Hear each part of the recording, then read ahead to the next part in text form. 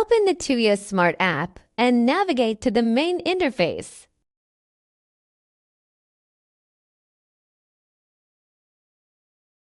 Tap Add Product in the top right corner.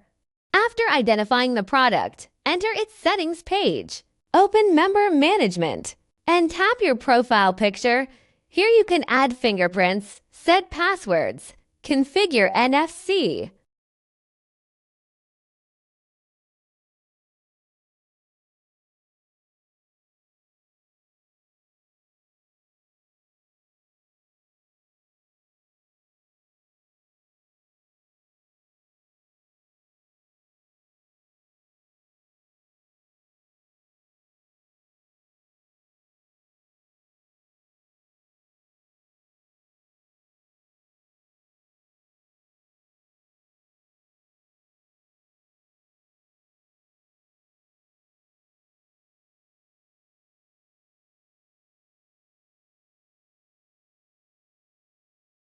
You can also generate a random temporary password. The door lock can be used for short periods after the device is fully charged, but it cannot recharge the internal battery. Remember to replace batteries when depleted.